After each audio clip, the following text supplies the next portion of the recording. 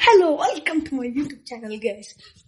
Today I am going to make a new video, so please subscribe.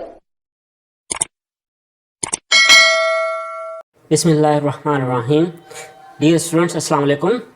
आज हमारा lesson 2 है, जिसमें हम बात करेंगे इलेक्ट्रॉनिक एरा के बारे में, जिसमें हम बात करेंगे जनरेशन्स ऑफ कंप्यूटर और उसके अलावा हम बात करेंगे क्लासिफिकेशंस ऑफ कंप्यूटर्स के बारे में।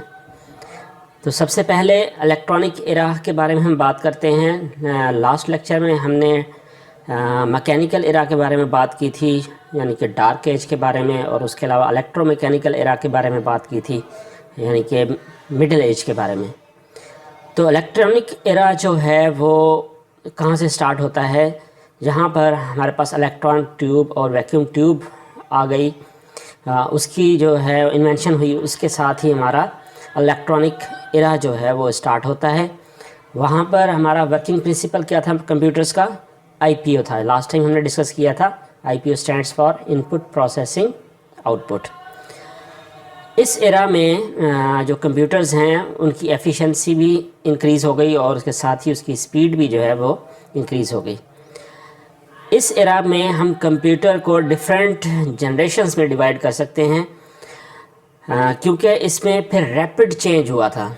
इस एरा में रैपिड चेंज हुआ था, बहुत जल्दी चेंजेस आई थी टेक्नोलॉजी में, जिस वजह से हम इस एरा में जो कंप्यूटर्स में जो चेंजेस आई उसको हम जनरेशन्स में डिवाइड करते हैं। और वो कितनी हैं?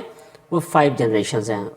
उसको हम first generation, second generation, third generation, fourth generation and fifth generation का नाम देते हैं। आगे हम इनको डिटेल्स में डिस्कस करते हैं। फर्स्ट जनरेशन ऑफ कंप्यूटर, ये यहाँ से ये टॉपिक्स हैं, फर्स्ट जनरेशन, सेकंड और ये सो ऑन। ये आपने जिस तरह मैंने यहाँ पर स्लाइड में पॉइंट्स पिन पॉइंट किए हैं, इसको हाईलाइट किया है, आप इसी तरीके से आप याद करेंगे, ये आपको काफ़ी हेल्पफुल होंगे।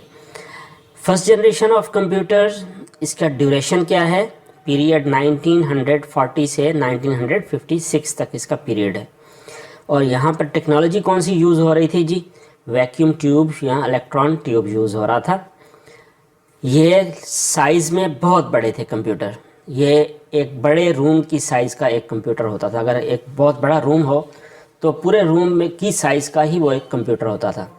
और वहाँ पर कंप्यूटर की जो प्रोग्रामिंग हम करते थे, वो उसकी लैंग्वेज कौन सी होती थी जी? वो मशीन लैंग्वेज में प्रोग्रामिंग की जाती थी। अब यहाँ पर ये भी एक बहुत ही इम्पोर्टेंट पॉइंट है कि कंप्यूटर की जो लैंग्वेज होती है वो मशीन लैंग्वेज होती है। अगर वहाँ आपसे कोई क्वेश्चन पूछता है जी कि कंप्यूटर की लैंग्वेज क्या होती है, तो कंप्यूटर की लैंग्वेज होती है मशीन लैंग्वेज। और मशीन लैंग्वेज में 2 डिजिट्स होते हैं, जिसको हम कहते हैं 0 एंड 1। इसका एक और नाम भी है, इसको हम डिस्क्रीट सिग्नल भी कहते हैं या डिस्क्रीट वैल्यूज़ भी कहते हैं। अगर आपको डिस्क्रीट वैल्यूज़ पूछे कि डिस्क्रीट वैल्यूज़ कितनी है जी? डिस्क्रीट वैल्यूज़ 2 होती हैं, 0 एंड 1। 0 मेंशन करता है या रिप्रेजेंट करता है नो करंट, यानी कि करंट नहीं है, और 1 रिप्रेजेंट करता है करंट इज़ अवेलेबल। क्योंकि कंप्यूटर टोटल एक इलेक्ट्रॉनिक सर्किट है, तो उसमें ये 0 और 1 का फंक्शन क्या है, मतलब क्या है? 0 का मतलब है नो करंट, कोई करंट नहीं है। 1 means there is a current. तो ये 2 वैल्यूज़ इसी चीज़ को रिप्रेजेंट करती हैं। तो जो फर्स्ट कंप्यूटर थे उसमें जो प्रोग्रामिंग की जाती थी वो मशीन लैंग्वेज में की जाती थी। कंप्यूटर की लैंग्वेज होती मशीन लैंग्वेज ही है, लेकिन आज के दौर में हाई लेवल लैंग्वेजेस आ गई हैं जिसमें हम प्रोग्रामिंग करते हैं। वो फिर कन्वर्ट होकर कंप्यूटर को जो लैंग्वेज मिलती है वो मशीन लैंग्वेज ही मिलती है। आगे हम जाके इसको डिटेल में डिस्कस भी करेंगे। तो यहाँ पर आपको से याद करने वाला पॉइंट ये है कि जो फर्स्ट जनरेशन में जो प्रोग्रामिंग की जाती थी वो मशीन लैंग्वेज में की जाती थी। उसके बाद नेक्स्ट पॉइंट है हमारे पास प्राइमरी इंटरनल स्टोरेज। जी, मैग्नेटिक ड्रम यूज़ होते थे। तो बड़े बड़े एक ड्रम होते थे जो मैग्नेटिक के बने होते थे, और वो जो है हमारे प्राइमरी स्टोरेज होती थी। प्राइमरी स्टोरेज मतलब जहाँ पर कंप्यूटर का डाटा जहाँ पर स्टोर होता था, वो मैग्नेटिक ड्रम पर होता था। और इनपुट थ्रू होती थी पंच कार्ड के। लास्ट लेक्चर में भी हमने डिस्कस किया था कि पंच कार्ड एक पीस ऑफ पेपर होता है जिसमें होल्स होते हैं। जो होल्स होते हैं वो बताते हैं वंस, ठीक है। जो डाटा के जो वंस हैं वो किस तरह रिप्रेजेंट किए जाएंगे, वंस की फॉर्म और होल्स की फॉर्म में। फर्स्ट जनरेशन ऑफ कंप्यूटर के जो एग्जांपल्स हैं वो कौन से हैं जी। इनिएक फुल फॉर्म है इसकी electronic numerical integrator and calculator, और यूनिवेक यूनिवर्सल ऑटोमेटिक कैलकुलेटर। अच्छा, यहाँ पर ये दोनों पॉइंट्स बहुत ही इंपॉर्टेंट हैं कि ये फुल फॉर्म्स भी आपने याद करनी है। और यहाँ पर जो इनिएक है, ENIAC was the first electronic computer, ठीक है। अगर आपसे पूछा जाए जी फर्स्ट इलेक्ट्रॉनिक कंप्यूटर कौन सा था, तो आपने को ये पता होना चाहिए कि ENIAC was the first electronic computer. और इनिएक की फुल फॉर्म भी आ सकती है, इसी तरह से यूनिवेक की फुल फॉर्म भी आ सकती है। तो ये जो शॉर्ट फॉर्म्स और फुल फॉर्म्स हैं ये भी आपने याद करनी है, इससे रिलेटेड भी क्वेश्चंस आ सकते हैं। आगे चलते हैं हम जी। Second generation of computers. Second generation of computers का जो पीरियड है वो है 1956 टू 1963। और यहाँ पर जो टेक्नोलॉजी यूज़ हो रही थी वो ट्रांजिस्टर्स थे। ट्रांजिस्टर्स की ये जो शेप है आपके पास यहाँ पर ये पिक्चर है, ये आपको नज़र आ रही है, ये ट्रांजिस्टर्स कहलाते हैं। और कंप्यूटर यहाँ पर फास्ट भी बन गए, पहले से स्मॉलर भी हो गए और चीपर सस्ते भी हो गए। जो फर्स्ट जनरेशन वाले कंप्यूटर्स थे उसके मुकाबले में यहाँ पर कंप्यूटर तेज़ भी हो गए और छोटे भी हो गए साइज़ में, और उसके अलावा सस्ते भी हो गए। और लैंग्वेज यहाँ पर जो यूज़ हो रही थी वो कौन सी जी, असेंबली लैंग्वेज हो रही थी और फोर्ट्रान हो रही थी। तो ये वहाँ पर मशीन लैंग्वेज हो रही थी यूज़ प्रोग्रामिंग के लिए, और यहाँ पर असेंबली लैंग्वेज और फोर्ट्रान यूज़ हो रही थी। और यहाँ पर इंटरनल स्टोरेज किस तरह थी जी, मैग्नेटिक कोर होता था यूज़, और इनपुट के लिए पंच कार्ड ही यूज़ होते थे। और ये जो कंप्यूटर्स थे ये कमर्शियल प्रोडक्शन के लिए, साइंटिफिक और इंजीनियरिंग यूज़ के लिए यूज़ होते थे। इन कंप्यूटर्स की एग्जांपल क्या है, IBM 7094 एंड IBM 1401। ये नाम हैं इन दो कंप्यूटर्स के, ये भी आपने याद करने हैं। इससे रिलेटेड भी MCQs आ सकता है कि सेकंड जनरेशन ऑफ कंप्यूटर्स के सेकंड जनरेशन ऑफ कंप्यूटर में कौन कौन से कंप्यूटर्स की एग्जांपल बताएं। आगे चलते हैं जी। Third generation of computers. Third generation of computers का पीरियड है 1964 टू 1971। टेक्नोलॉजी जो यूज़ हो रही थी वो इंटीग्रेटेड सर्किट्स यूज़ हो रहे थे, जिसको हम शॉर्ट में कहते हैं ICs, ठीक है। और IC ये है पिक्चर IC की, इसको हम कहते हैं IC। IC मीन्स एक छोटा सा सर्किट, ओके। इंटीग्रेटेड सर्किट्स यहाँ पर टेक्नोलॉजी यूज़ हो रही थी, और ये ज़्यादा और फास्ट हो गए और स्मॉलर हो गए और चीपर हो गए as compare to second generation of computers. और यहाँ पर जो लैंग्वेज यूज़ हो रही थी वो कौन सी जी, high level language like Pascal and COBOL, ठीक है। ये पास्कल ये एक लैंग्वेज का नाम है, कोबोल भी एक कंप्यूटर की लैंग्वेज का नाम है।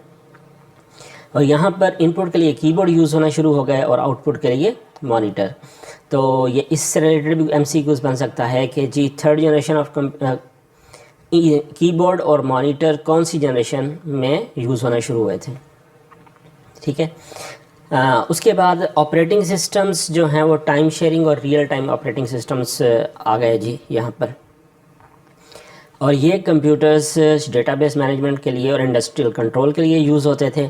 और इसके एग्जांपल्स हैं IBM 360 and IBM 370। Fourth generation of computers में पीरियड है 1971 टू प्रेजेंट, यानी कि 1971 से लेकर अभी भी हम उसी जनरेशन में चल रहे हैं, ठीक है। यहाँ पर टेक्नोलॉजी कौन सी यूज़ हो रही है जी, माइक्रो प्रोसेसर। यहाँ पर माइक्रो प्रोसेसर आ गए, और ये आपके पास एक छोटी सी चिप आ गई जिसके ऊपर आपका प्रोसेसर है।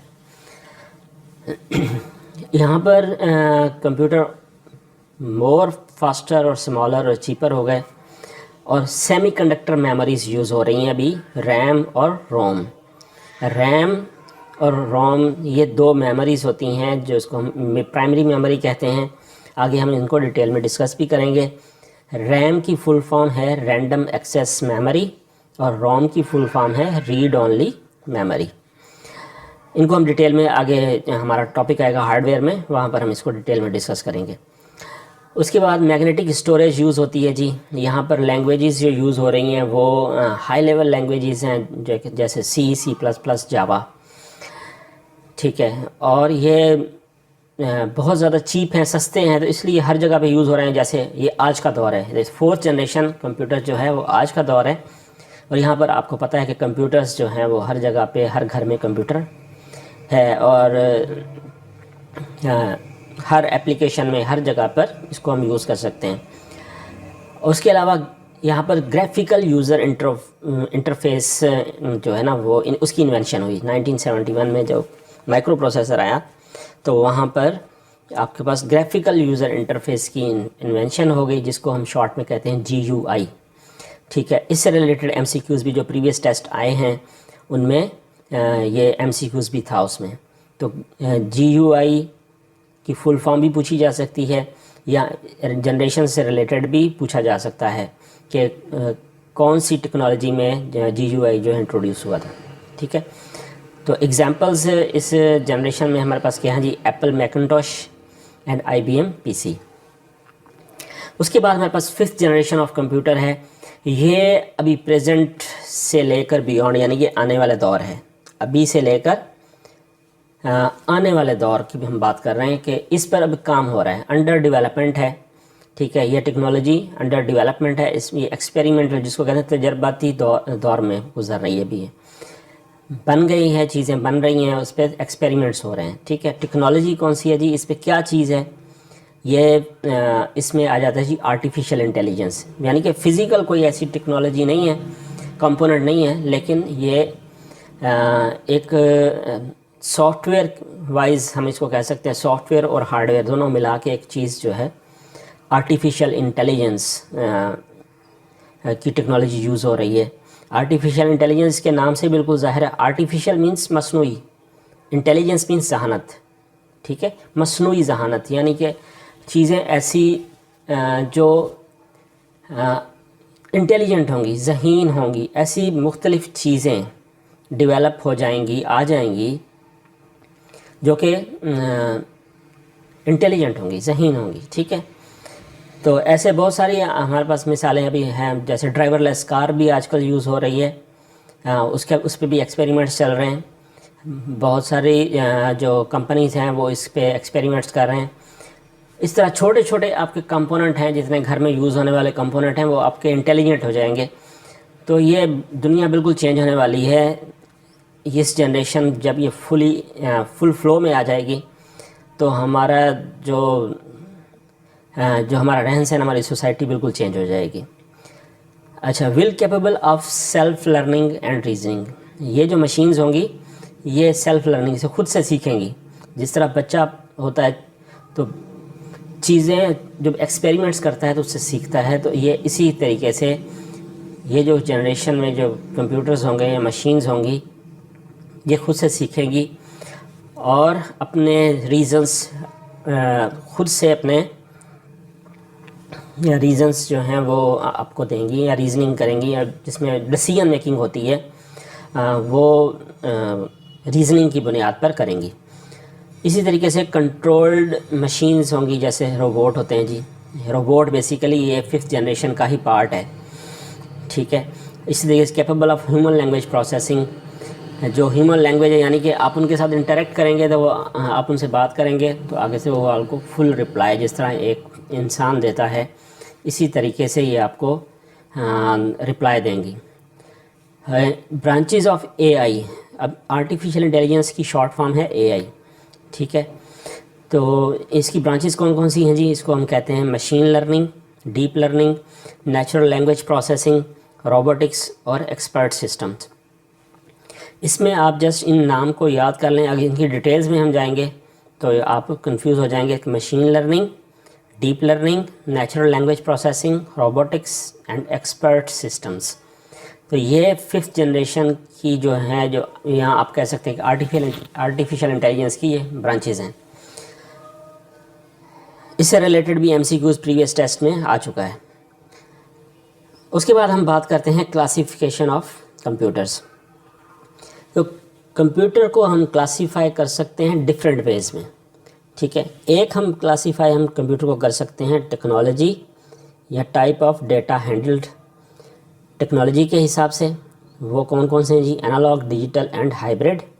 और साइज़ के एतबार से भी हम कंप्यूटर को क्लासीफाई कर सकते हैं। उसमें हम super computer, main frame computer, mini computer and micro computer. इसी तरीके से मकसद के हिसाब से, पर्पज़ के हिसाब से भी हम कर सकते हैं। जनरल पर्पज़ कंप्यूटर भी हम कहते हैं और स्पेशल पर्पज़ कंप्यूटर भी हम कहते हैं। अब आगे हम इनको थोड़ा सा डिटेल में देखते हैं। अकॉर्डिंग टू टेक्नोलॉजी जी, कौन कौन से हमारे पास एनालॉग कंप्यूटर होता है। एनालॉग कंप्यूटर क्या होता है? एनालॉग कंप्यूटर प्रोसेस करता है एनालॉग डाटा को, ठीक है। तो एनालॉग डाटा क्या होता है? ऐसा डाटा जो कंटिन्यूसली चेंज हो उसको हम कहते हैं एनालॉग डाटा। ऐसा डाटा जो कंटिन्यूसली यानी मुसलसल चेंज हो रहा है उसको हम क्या कहते हैं जी? Analog data. जैसे प्रेशर की वैल्यू है, टेम्परेचर है, वोल्टेज है, स्पीड है और वेट है। तो ये जो डाटा होता है ये कंटिन्यूसली चेंज होता है। जैसे टेम्परेचर है, टेम्परेचर कंटिन्यूसली चेंज होगा। ऐसे नहीं होगा कि 5 डिग्री सेंटीग्रेड से डायरेक्ट 60 डिग्री हो जाएगा। ये कंटिन्यूसली आहिस्ता आहिस्ता चेंज होकर 6 डिग्री तक जाएगा, ठीक है। तो ऐसे डाटा को हम कहते हैं एनालॉग डाटा। इसके एग्जांपल कौन कौन से हैं जी? इसमें स्पीडोमीटर ऑफ अ कार, जो कार का जो स्पीडोमीटर होता है, तो आपने वो देखा होगा तब जब गाड़ी हम चला रहे होते हैं तो जैसे ही गाड़ी स्पीड पकड़ती है तो आहिस्ता आहिस्ता आहिस्ता वो चेंज होता जाता है, ठीक है। तो ऐसे नहीं है कि वो 1 किलोमीटर से 2 किलोमीटर पे चला गया, नहीं, वो उसमें कॉन्टीन्यूस चेंज आ रहा होता है, ठीक है। इसलिए हम इसको कहते हैं एनालॉग डाटा। और स्पीडोमीटर जो है कार का वो एक एनालॉग कंप्यूटर आप उसको कह सकते हैं। इसी तरीके से एक वोल्ट मीटर है, वो वहाँ पर जो वोल्ट चेंज हो रहे होते हैं वो भी इसी तरीके से हमारे पास कॉन्टीन्यूस चेंज हो रहे होते हैं। तो वोल्ट मीटर भी एक एग्जांपल है एनालॉग कंप्यूटर की। इसी तरीके से डिजिटल कंप्यूटर जो हैं वो बाइनरी नंबर्स पे काम करते हैं। अच्छा, यहाँ पर एक और टर्म आपके यूज़ के लिए आ गई। जैसे हम पहले बात कर रहे थे मशीन लैंग्वेज की या डिस्क्रीट सिग्नल्स की या डिस्क्रीट वैल्यूज़ की, उसमें वैल्यूज़ कितनी है जी? 2 हैं, 0 एंड 1। तो जो 2 नंबर सिस्टम है ये, इसमें नंबर्स कितने हैं? 2। तो उसके लिए हम वर्ड कौन सा यूज़ करते हैं? बाइनरी नंबर्स, ठीक है। बाय मीन्स टू, नरी मीन्स नंबर्स। ये एक वर्ड बनता है बाइनरी। बाइनरी मीन्स ऐसा नंबर सिस्टम जिसमें 2 नंबर्स हों, ठीक है। तो डिजिटल कंप्यूटर्स में जी कौन सा नंबर सिस्टम है यूज़ होता है? बाइनरी नंबर सिस्टम यूज़ होता है, वो है 0 एंड 1।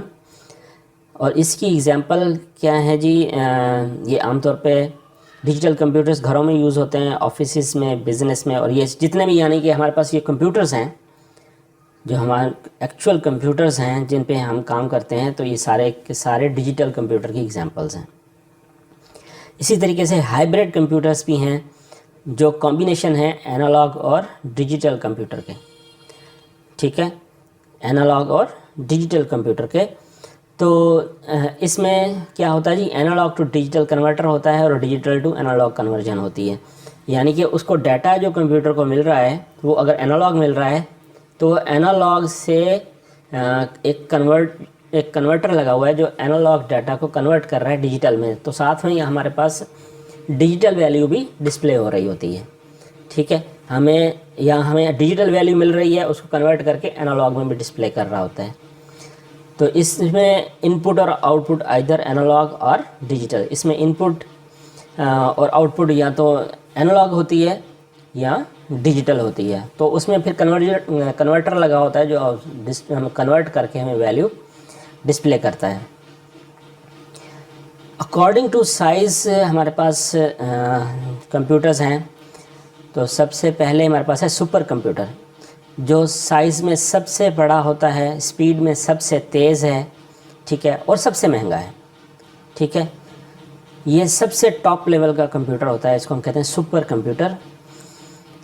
और ये यूज़ कहाँ पर होते हैं जी? साइंटिफिक एप्लीकेशंस में यूज़ होते हैं, जैसे एरोडायनामिक्स है, डिज़ाइन सिमुलेशन है, प्रोसेसिंग ऑफ जियोलॉजिकल डाटा है, वेदर फोरकास्टिंग और न्यूक्लियर रिसर्च के लिए यूज़ होते हैं। तो ये बहुत कॉस्टली होते हैं। इसको बहुत बड़ी बड़ी कंपनीज़ हाई लेवल पे जो होती हैं, जिनका बहुत ज़्यादा डाटा प्रोसेसिंग होती है, सिर्फ वही यूज़ करते हैं। ठीक है, उसके बाद सेकंड नंबर पे हमारे पास है main frame computer. Main frame computer जो हैं वो मल्टी यूज़र हैं और मल्टी प्रोसेसर हैं। मल्टी यूज़र मतलब ऐसा कंप्यूटर जिसको बहुत सारे यूज़र एक ही वक्त में यूज़ करें, उसको हम कहते हैं मल्टी यूज़र।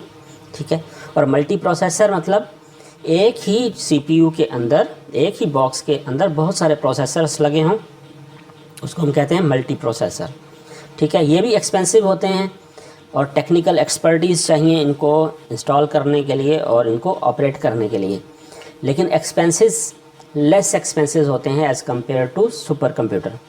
ये सुपर कंप्यूटर से कम महंगे हैं, स्लो भी हैं और साइज़ में भी छोटे होते हैं। ठीक है, तो आमतौर पे ये यूज़ होते हैं बैंक्स में और बड़ी बिजनेस ऑर्गेनाइजेशंस जो होती हैं उनमें ये यूज़ होते हैं। उसके बाद हमारे पास mini computer. Mini computer mainframe से छोटे होते हैं और माइक्रो कंप्यूटर से पावरफुल होते हैं। ये यहाँ पर multi user operating system use होता है जी, और मल्टीपल यूज़र कनेक्ट करते हैं थ्रू टर्मिनल्स। यानी कि जो टर्मिनल्स ऐसी जगह होती है, यानी कि जो यूज़र बैठा हुआ है, जो कंप्यूटर यूज़ कर रहा है, उसके पास सिर्फ मॉनिटर होता है और कीबोर्ड होता है, उसके पास सीपीयू नहीं होता। सीपीयू एक ही मेन होता है, तो जाके उसके साथ वो कनेक्ट होता है। ठीक है, तो ये कंप्यूटर्स आमतौर पर नेटवर्क सर्वर्स के तौर पर और इंटरनेट सर्वर्स के तौर पर यूज़ होते हैं। यहाँ पर एग्जांपल हैं जी डेक और डेकवेक्स और IBM AS400। इसके रिलेटेड भी MCQs जो है प्रीवियस टेस्ट में ही आ चुका है।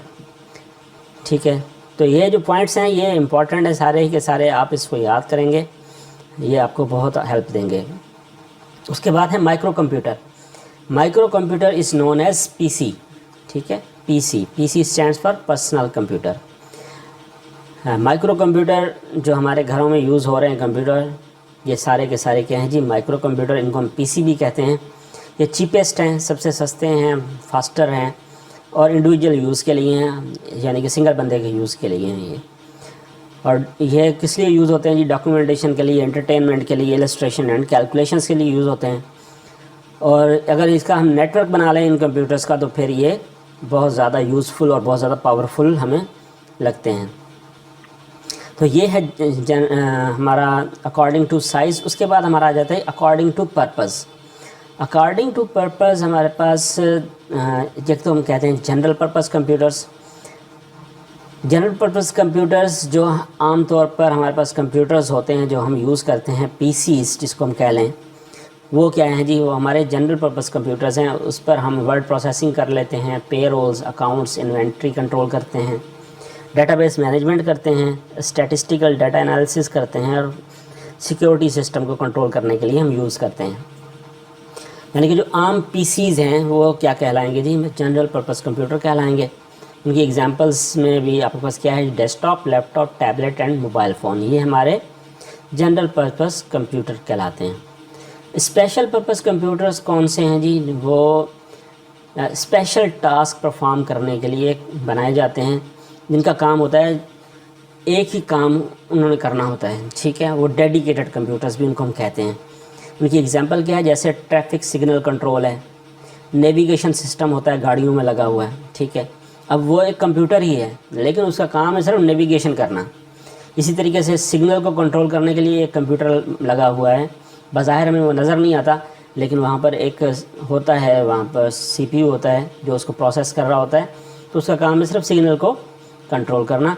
और इसी तरीके से वेदर फोरकास्टिंग है, एविएशन कंट्रोल है, या ATM मशीन है। अब ATM मशीन में आपने तो जाके कार्ड डाला और पिन दिया और अपने पैसे निकाले, लेकिन पीछे वहाँ पर एक मशीन लगी हुई है, वो मशीन बेसिकली उसके अंदर पूरा एक CPU है, सारा कुछ